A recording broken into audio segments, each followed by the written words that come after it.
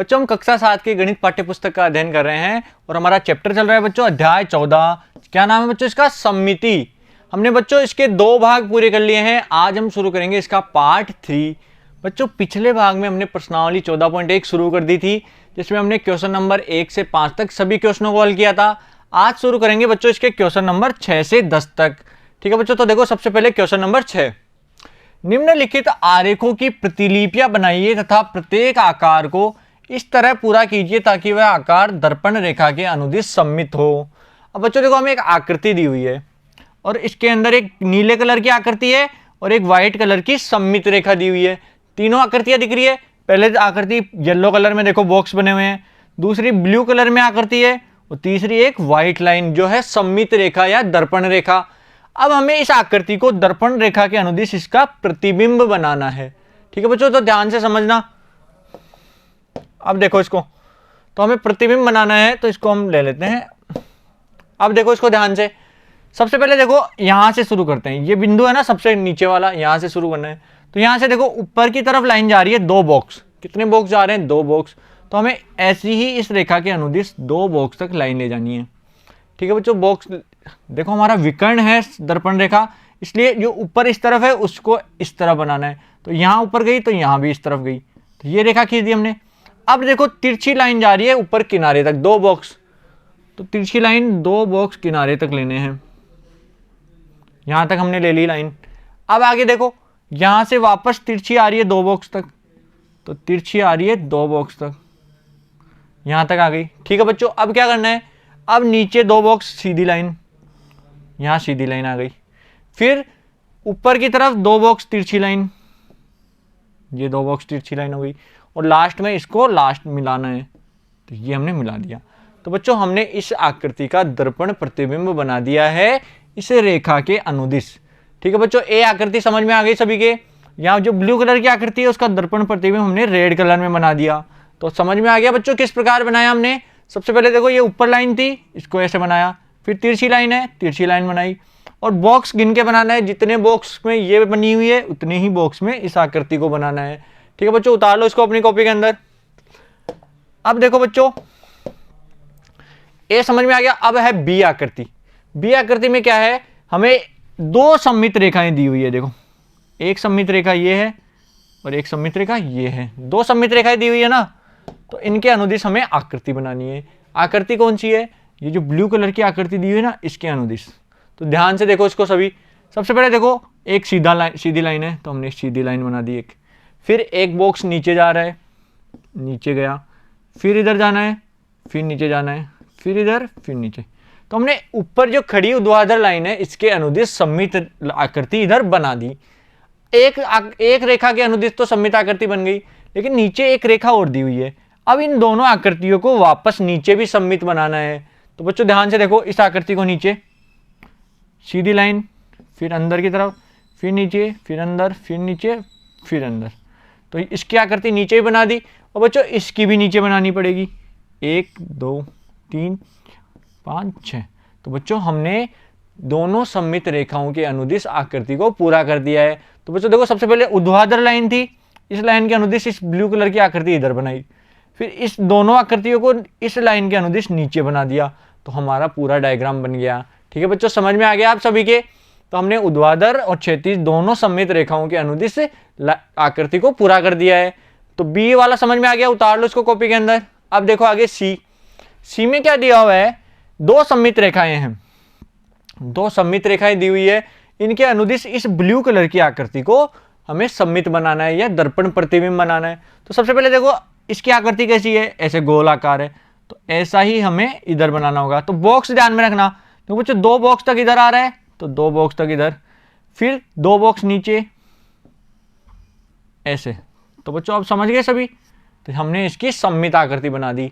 ऐसे ही बच्चों इस रेखा के अनुदिश तो बन गई। अब जो क्षैतिज रेखा है ना, इस रेखा के अनुदिश भी हमें नीचे आकृति बनानी है। तो यहां देखो ये बन गई, और इधर से बनाएंगे तो ये बन गई। तो इस प्रकार बच्चों हमने चारों क्षैतिज रेखाओं के अनुदिश लाइन बना ली। ठीक है बच्चों, बॉक्स गिन के बनाना है। तो हमारी आकृति कैसे बनेगी? इस लाइन के अनुदिश तो ये वाली, और जो क्षैतिज लाइन है इसके अनुदिश दोनों आकृतियों को नीचे भी बनाना है। तो ये हमारी आकृति यहाँ पूरी हो गई। ठीक है बच्चों, समझ में आ गया सभी के? तो क्वेश्चन नंबर 6 के सी तक अपनी कॉपी में उतार लो सभी को। बच्चों यहाँ तक समझ में आ जाना चाहिए, नहीं आ रहा है तो एक बार वापस देख लो, जिससे आपके सभी क्लियर हो जाएंगे डाउट। अब देखो बच्चों आगे है क्वेश्चन नंबर 7। निम्नलिखित आकृतियों के लिए सममित रेखाओं की संख्याएं बताइए। 7वां क्वेश्चन क्या है कि हमें आकृतियां दी हुई है, उनकी सममित रेखाओं की संख्या बतानी है कि इस आकृति में सममित रेखाएं कितनी होगी। तो पहला क्या है बच्चों, एक समबाहु त्रिभुज। एक समबाहु त्रिभुज बनाना है, ये बना लिया हमने। क्या बनाया? समबाहु त्रिभुज। बच्चों समबाहु त्रिभुज के अंदर कितनी सममित रेखाएं हो सकती है? तो देखो ध्यान से, समबाहु त्रिभुज के अंदर सबसे पहले लिखेंगे 1। इस रेखा के अनुदिश ये सममित है, तो ये हो गया 1 नंबर की रेखा। दूसरी रेखा बच्चों ये 2 नंबर की रेखा, और ये 3 नंबर की रेखा। ठीक है बच्चों, समझ गए सभी? तो समबाहु त्रिभुज के अंदर 3 सममित रेखाएं पाई जाती है, तो हम लिखेंगे सममित रेखाएं। कितनी सममित रेखाएं हो जाएंगी? 3। यही हमारा आंसर हो जाएगा। तो बच्चों समबाहु त्रिभुज के अंदर 3 सममित रेखाएं पाई जाती है। ए समझ में आ गया सभी के? अब देखो इसका बी, इसको उतार लो सबसे पहले अपनी कॉपी के अंदर। अब देखो इसका बी, एक समद्विबाहु त्रिभुज। कौन सा त्रिभुज है बच्चों? समद्विबाहु। समद्विबाहु त्रिभुज यानी जिसकी 2 भुजाएं समान हो। ये समद्विबाहु त्रिभुज है जिसकी 2 भुजाएं, यानी ये वाली और ये वाली, ये दोनों भुजाएं समान है, तीसरी भुजा अलग है। तो इसके अंदर सममित रेखाओं की संख्या बतानी है, कितनी होगी? तो बच्चों समद्विबाहु त्रिभुज के अंदर सिर्फ एक सममित रेखा पाई जाती है। तो सबसे पहले तो इसका नाम क्या है? समद्विबाहु त्रिभुज।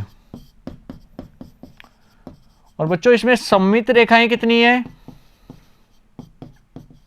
सममित रेखाएं हैं 1 सममित रेखा। उतार लो इसको अपनी कॉपी के अंदर। ठीक है बच्चों, समझ गए? समबाहु त्रिभुज में 3 सममित रेखाएं थी, समद्विबाहु त्रिभुज में 1 सममित रेखा है।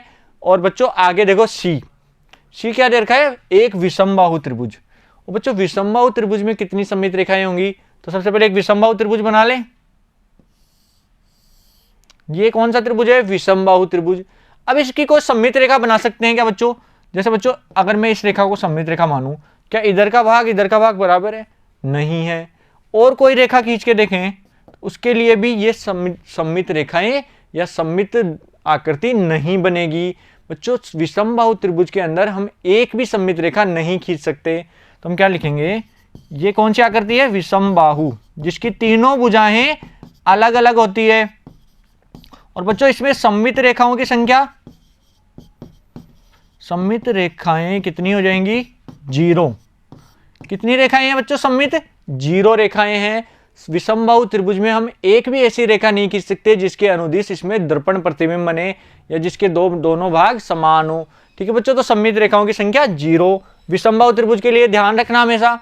आगे देखो बच्चों, देखो तीनों त्रिभुजों के लिए याद कर लो, समबाहु के लिए 3, समद्विबाहु के लिए 1 और विषमबाहु के लिए 0। आगे देखो डी, एक वर्ग। अब बच्चों वर्ग की आकृति के लिए कितनी सममित रेखाएं हो सकती है? तो सबसे पहले देखो वर्ग की आकृति बनाते हैं। ये क्या है? ये है वर्ग। अब इसके लिए सममित रेखाओं की संख्या कितनी होगी? तो देखो सबसे पहले एक रेखा। ठीक है बच्चों, इस रेखा के अनुदिश सममित है, ये 2 नंबर की रेखा। इस रेखा के अनुदिश भी सममित है। और इसके जो विकर्ण होते हैं ये 3 नंबर और ये 4 नंबर। तो बच्चों एक वर्ग के अंदर 4 सममित रेखाएं पाई जाती है। तो हम लिखेंगे सममित रेखाएं। सममित रेखाएं कितनी हो जाएगी? 4 के बराबर, और यही हमारा आंसर हो जाएगा। ठीक है बच्चों, तो एक वर्ग के अंदर 4 सममित रेखाएं पाई जाती है। अब देखो आगे 5वां है एक आयत। अब बच्चों आयत के अंदर कितनी सममित रेखाएं पाई जाएगी? सबसे पहले बताओ आयत क्या होता है? ऐसी आकृति जिसकी आमने सामने की भुजाएं बराबर हो और चारों कोण 90 डिग्री के हों। तो बच्चों देखो ये हमने आयत की आकृति बना ली जिसकी आमने सामने की भुजाएं बराबर है और चारों कोण कितने हैं? 90 डिग्री के हैं। अब बच्चों इसमें सममित रेखाओं की संख्या कितनी होगी? तो एक रेखा तो ये आ गई जिसके अनुदिश ये सममित है, एक रेखा हो गई बच्चों। और दूसरी रेखा, इस रेखा के अनुदिश भी सममित है। तो इन दोनों रेखाओं के अनुदिश ये आकृति सममित है। और तीसरी रेखा हम नहीं खींच सकते। और कोई सी ऐसी रेखा नहीं है जिसकी अनुदिश ये सममित हो। तो बच्चों हम लिखेंगे आयत में सममित रेखाएं कितनी हो जाएगी, सममित रेखाएं आ जाएगी 2 के बराबर। यही हमारा आंसर हो जाएगा। ठीक है बच्चों, तो आयत में सममित रेखाएं होती है 2। अब देखो आगे, एफ एक समचतुर्भुज। अब बच्चों समचतुर्भुज के अंदर कितनी सममित रेखाएं पाई जाएगी, तो ध्यान से देखो, ये कौन सी आकृति है, ये है समचतुर्भुज की आकृति। ठीक है, दिख रही है सभी को। तो समचतुर्भुज के अंदर, समचतुर्भुज की क्या खासियत होती है बच्चों, इसकी चारों भुजाएं समान होती है और विकर्ण एक दूसरे को लंबवत काटते हैं, तो वो क्या कहलाता है, समचतुर्भुज। अब बच्चों इसकी सममित रेखाएं देखो, तो एक सममित रेखा तो ये होती है और एक सममित रेखा ये वाली होती है। तो समचतुर्भुज के अंदर 2 सममित रेखाएं पाई जाती है। तो हम लिखेंगे सममित रेखाएं कितनी हो गई, सममित रेखाएं हो जाएंगी 2 के बराबर। ठीक है बच्चों, यही हमारा आंसर हो जाएगा। एफ के अंदर एक समचतुर्भुज दिया हुआ था, तो समचतुर्भुज के अंदर सममित रेखाओं की संख्या होती है 2 के बराबर। और कोई सममित रेखाएं नहीं होगी, इसमें केवल 2 सममित रेखाएं पाई जाएगी जो इनके विकर्ण के अनुदिश है। अब देखो आगे, जी एक समांतर चतुर्भुज। बच्चों समांतर चतुर्भुज कौन सा होगा, ये कौन सा चतुर्भुज है, समांतर चतुर्भुज, जिसमें आमने सामने की भुजाएं समांतर और बराबर होती है।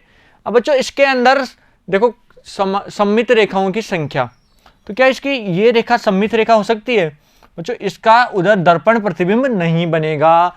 तो बच्चों हम क्या कह सकते हैं कि ये कौन सा है, समांतर चतुर्भुज।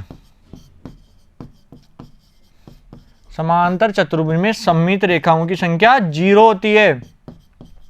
कितनी होगी सममित रेखाएं, 0 के बराबर। ध्यान रखना, समांतर चतुर्भुज में सममित रेखाएं 0 होती है। ठीक है बच्चों, समझ गए सभी। जी का आंसर क्या आएगा, 0 के बराबर। अब देखो आगे, एक चतुर्भुज। अब बच्चों चतुर्भुज के अंदर सममित रेखाओं की संख्या कितनी होगी, तो चतुर्भुज बना ले अपन। ये क्या है, ये एक चतुर्भुज दिया हुआ है, तो चतुर्भुज के अंदर समांतर रेखाएं वो सममित रेखाएं कितनी हो जाएगी बच्चों, देखो इसके अंदर भी 0 सममित रेखाएं होंगी, क्योंकि हम कोई भी ऐसी रेखा नहीं खींच सकते जिसके अनुदिश, जिसके दोनों भाग एक दूसरे के दर्पण प्रतिबिंब बने। तो हम लिखेंगे चतुर्भुज में सममित रेखाएं, चतुर्भुज के अंदर भी सममित रेखाएं 0 के बराबर हो जाएगी। यही हमारा आंसर हो जाएगा। ठीक है बच्चों, तो समझ में आ गया है सभी के, एक चतुर्भुज के अंदर सममित रेखाओं की संख्या 0 होती है। आगे देखो, आई एक समषड्भुज या समषट्भुज। तो बच्चों इसके अंदर कितनी भुजाएं होती है, 6 भुजाएं। तो समषट्भुज बनाओ, देखो ये कौन सी आकृति है, ये है समषट्भुज, जिसमें 6 भुजाएं हैं और सभी बराबर हैं। अब इसमें सममित रेखाएं कितनी होगी, सबसे पहले देखो इसका नाम लिख देते हैं, समषट्भुज, षड्भुज या षट्भुज। ठीक है बच्चों, अब सममित रेखाएं देखो, सबसे पहले 1 नंबर, ये हो गई 1 नंबर की सममित रेखा। ठीक है, दिख रही है सभी को। ये हो गई इसकी 2 नंबर की सममित रेखा। ये बच्चों 3 नंबर, ये 4 नंबर, ये 5 नंबर और ये 6 नंबर की सममित रेखा। तो बच्चों एक समषट्भुज के अंदर 6 सममित रेखाएं पाई जाती है, जिसके अनुदिश इसके दोनों भाग एक दूसरे के दर्पण प्रतिबिंब हो। तो सममित रेखाएं कितनी हो गई, तो बच्चों समषट्भुज में सममित रेखाएं होती है 6 के बराबर। ये हमारा आंसर आ गया। बच्चों हमने जो समबाहुभुज होते हैं उनके लिए एक शुरू में एक बात सीखी थी कि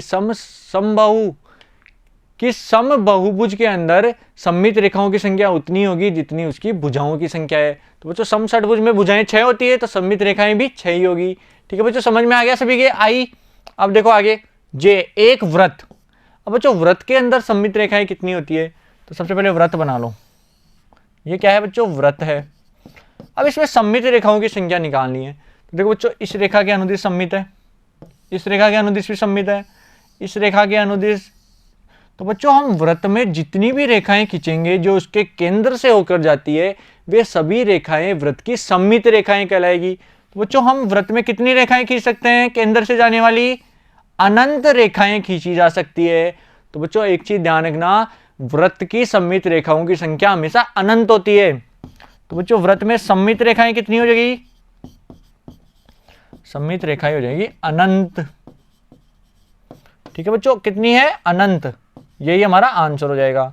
ध्यान से देखो बच्चों, वृत्त में केंद्र से जाने वाली कोई भी एक रेखा हो, वो वृत्त को हमेशा दो बराबर भागों में इस प्रकार विभाजित करेगी कि एक भाग दूसरे भाग का प्रतिबिंब बनेगा या दर्पण प्रतिबिंब बनेगा।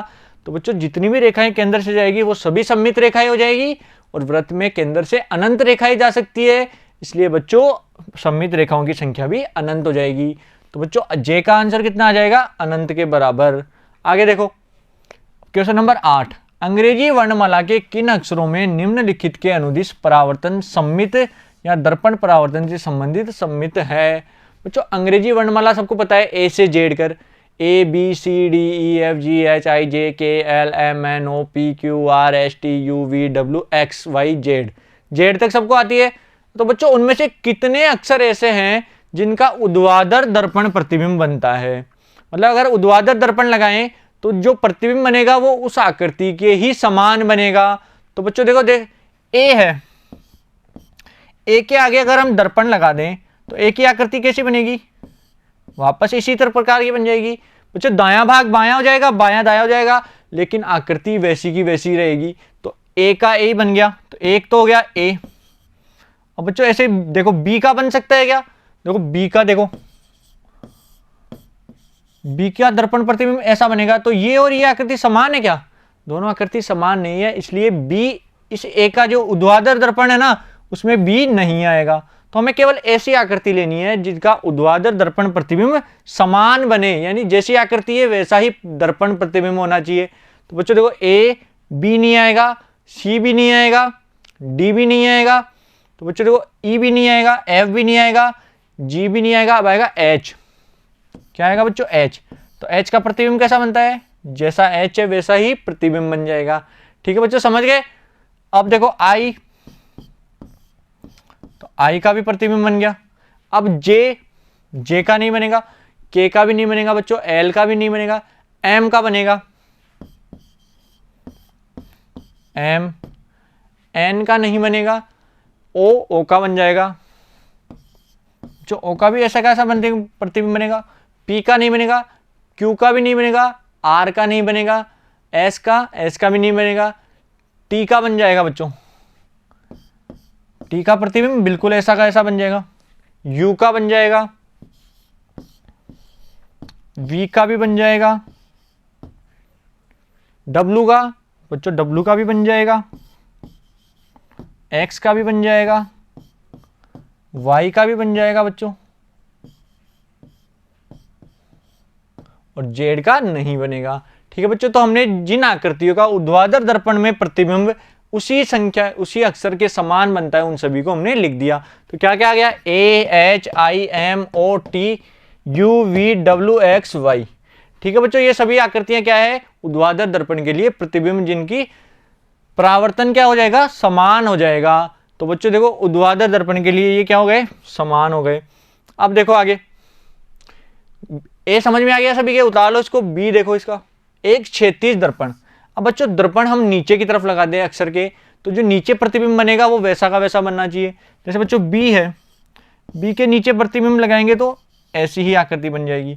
तो बी क्या आ जाएगा, क्षैतिज दर्पण के लिए सममित रेखा हो गई ये दर्पण। सी के लिए भी यही आ गया, डी के लिए भी हो जाएगा, ई के लिए भी हो जाएगा बच्चों, एफ नहीं होगा, जी भी नहीं होगा, एच बच्चों एच आ जाएगा, आई भी आ जाएगा, जे नहीं आएगा, के भी नहीं आएगा, के आ जाएगा बच्चों। देखो के नीचे प्रतिबिंब लगाएंगे तो वापस के ही आ जाएगा, एल भी नहीं आएगा, एम भी नहीं आएगा, एन भी नहीं आएगा, ओ आ जाएगा। ओ का प्रतिबिंब वैसा का वैसा बन रहा है, पी भी नहीं आएगा, क्यू भी नहीं आएगा, आर भी नहीं आएगा, एस देखो बच्चों एस का देखो एस भी नहीं आएगा, टी भी नहीं आएगा, यू भी नहीं आएगा, वी भी नहीं आएगा, डब्ल्यू भी नहीं आएगा, एक्स आ जाएगा। देखो बच्चों एक्स का ऐसे कैसा प्रतिबिंब बन रहा है, वाई भी नहीं आएगा और जेड भी नहीं आएगा। तो बच्चों हमने जो क्षैतिज दर्पण के लिए जो आकृतियों का सममित आकृतियां बन रही है उन सभी को हमने लिख दिया। तो बच्चों कौन कौन सी रेखाएं बनी, आकृतियां B C D E H I K O और एक्स, ये सभी आकृतियां क्षैतिज दर्पण के लिए सममित आकृतियां हैं। ठीक है बच्चों, समझ गए सभी। अब देखो सी, तो बच्चों ऊर्ध्वाधर और क्षैतिज दोनों के लिए हो तो ऐसी आकृतियां बताओ जो ऊर्ध्वाधर और क्षैतिज दोनों दर्पणों के लिए सममित आकृतियां हो। तो बच्चों ध्यान से देखो, जैसे एच है तो एच को अगर ऊर्ध्वाधर करें तो भी एच आएगा और क्षैतिज करें तो भी एच आएगा। तो ऊर्ध्वाधर दर्पण भी सही है और क्षैतिज के लिए भी दोनों सममित हो रही है। तो बच्चों एच सही है।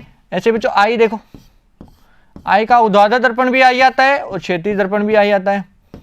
और संख्याएं बताओ बच्चों ऐसी, देखो हमने क्या क्या किया, जो ऊर्ध्वाधर थी उनमें देखो एच आई ओ, ऐसे बच्चों जो क्षैतिज में देखो एच आई ओ, ये तीनों में है और एक्स भी एच आई ओ तथा एक्स, एच आई ओ तथा एक्स, ये इसमें ऊर्ध्वाधर वाले में भी है और क्षैतिज वाले में भी है। तो बच्चों दोनों वाले में भी यही आएंगी एच आई ओ और एक्स। देखो बच्चों हमने इनका ऊर्ध्वाधर और क्षैतिज दोनों प्रतिबिंब निकाल के देख लिए। तो एच आई ओ तथा एक्स का ऊर्ध्वाधर प्रतिबिंब भी वही आता है और क्षैतिज दर्पण के लिए प्रतिबिंब भी वही आता है। तो इसलिए सी के आंसर में ये चारों आ जाएंगे। ठीक है बच्चों, समझ गए सभी। क्वेश्चन नंबर 8 क्लियर है सभी का। अब देखो बच्चों क्वेश्चन नंबर 9, ऐसे आकारों के 3 उदाहरण दीजिए जिनमें कोई सममित रेखा ना हो। तो बच्चों हमें ऐसे 3 उदाहरण बताने हैं, जिन ऐसी आकृतियां बतानी है जिनमें एक भी सममित रेखा उपस्थित नहीं होनी चाहिए। तो बच्चों देखो सबसे पहले आकृति लेते हैं हम, आकृति एफ। आकृति एफ एक ऐसी आकृति है जिसकी एक भी सममित रेखा नहीं होती। तो अच्छा बच्चों देखो एफ आकृति बनाते हैं अपन, ये आकृति बना दी एफ। अब इसकी सममित रेखा सोचो, क्या ऐसे क्षैतिज रेखा सममित हो सकती है? इसकी नहीं हो सकती, क्योंकि इसका दर्पण प्रतिबिंब नहीं बनेगा। और बच्चों ऊर्ध्वाधर रेखा भी इसकी क्षैतिज, ऊर्ध्वाधर रेखा भी इसकी सममित रेखा नहीं हो सकती है। तो बच्चों एफ आकृति के अंदर हम एक भी सममित रेखा नहीं खींच सकते। तो हमें क्या पूछा था कि ऐसे 3 उदाहरण दो जिनमें सममित रेखा ना हो। तो एक तो उदाहरण हो गया हमारा एफ आकृति। दूसरा है बच्चों विषमबाहु त्रिभुज। हमने पढ़ा था कि विषमबाहु त्रिभुज क्या होता है, ऐसा त्रिभुज जिसकी तीनों भुजाएं अलग अलग आकार की हो। जैसे बच्चों हमने एक त्रिभुज बनाया, ये कैसा त्रिभुज है, विषमबाहु त्रिभुज। इस त्रिभुज की तीनों भुजाएं अलग है, इसलिए बच्चों इसमें भी हम एक भी सममित रेखा नहीं खींच सकते। तो विषमबाहु त्रिभुज में भी सममित रेखाओं की संख्या 0 होती है। और बच्चों तीसरा उदाहरण हमारा हो जाएगा चतुर्भुज। जो साधारण चतुर्भुज होता है ना बच्चों, जैसे देखो ये वाला, इस चतुर्भुज के अंदर भी हम एक भी सममित रेखा नहीं खींच सकते। ठीक है बच्चों, तो ऐसे तीनों उदाहरण हमारे हो गए जिनमें अंदर सममित रेखा उपस्थित नहीं है। ठीक है बच्चों, समझ में आ गया क्वेश्चन नंबर 9 सभी को। तीनों उदाहरण उतार लो अपनी कॉपी के अंदर। अब देखो बच्चों आगे क्वेश्चन नंबर 10, आप निम्नलिखित आकृतियों की सममित रेखा के लिए अन्य क्या नाम दे सकते हैं।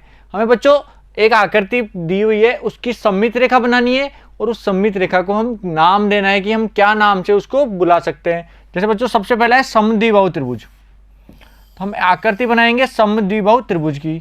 ये कौन सा त्रिभुज है बच्चों, समद्विबाहु त्रिभुज। कौन ऐसा त्रिभुज जिसकी 2 भुजाएं बराबर हो और तीसरी भुजा अलग होता है, वह समद्विबाहु त्रिभुज कहलाता है। तो बच्चों देखो इसकी सममित रेखा कौन सी होगी, ये रेखा और ये रेखा बराबर है, तो सममित रेखा होगी इन दोनों के मध्य यानी शीर्ष से होकर जाने वाली रेखा, जो सम्मुख भुजा के मध्य बिंदु से होकर भी जाती है। तो बच्चों इस सममित रेखा के हमें क्या नाम देना है, तो बच्चों इसको नाम दे देंगे ए बी। तो सम्मुख शीर्ष से सम्मुख भुजा के मध्य बिंदु को मिलाने वाली रेखा क्या कहलाती है, त्रिभुज की माध्यिका कहलाती है। तो यहां सममित रेखा ए बी क्या हो जाएगी, त्रिभुज की माध्यिका, त्रिभुज की माध्यिका कहलाएगी। तो बच्चों हम इसको नाम दे सकते हैं त्रिभुज की माध्यिका। ठीक है बच्चों, समद्विबाहु त्रिभुज की जो सममित रेखा होती है वो त्रिभुज की माध्यिका कहलाती है। आगे देखो बी, बी क्या दिया हुआ है, एक वृत्त है, तो वृत्त की जो सममित रेखा होगी वो क्या कहलाती है। हमने एक आकृति बनाई, इसको नाम दिया, ये क्या है बच्चों, वृत्त है। अब वृत्त की जो सममित रेखा होगी, तो वृत्त की सममित रेखा क्या होती है, वृत्त के केंद्र से जाने वाली रेखा सममित रेखा कहलाती है। तो ये हमने एक सममित रेखा खींच ली जो इसके केंद्र से होकर जा रही है और इसको नाम दे दिया ए बी। तो बच्चों सममित रेखा AB क्या कहलाएगी, वृत्त का व्यास कहलाएगी। व्यास क्या होता है, वृत्त पर स्थित दो बिंदुओं को मिलाने वाली रेखा जो वृत्त के केंद्र से होकर जाती है वह वृत्त का व्यास कहलाती है। तो सममित रेखा AB क्या कहलाएगी, वृत्त का व्यास। ठीक है बच्चों, समझ गए सभी। समद्विबाहु त्रिभुज में तो त्रिभुज की माध्यिका कहलाती है और वृत्त के अंदर वृत्त का व्यास कहलाती है। ठीक है बच्चों, दोनों क्वेश्चन समझ में आ गए सभी को, उतार लो अपनी कॉपी के अंदर। तो बच्चों हमने प्रश्नावली 14.1 के सभी 10 क्वेश्चन पूरे कर लिए हैं और बच्चों आशा करता हूं आपको अच्छे से समझ में भी आएंगे। अगर बच्चों फिर भी कंफ्यूजन है तो आप वीडियो को शुरू से दोबारा देख सकते हैं, जिससे आपके सभी डाउट क्लियर हो जाएंगे। अब अगले पार्ट में बच्चों हम शुरू करेंगे प्रश्नावली 14.2 के उदाहरण। Thank you.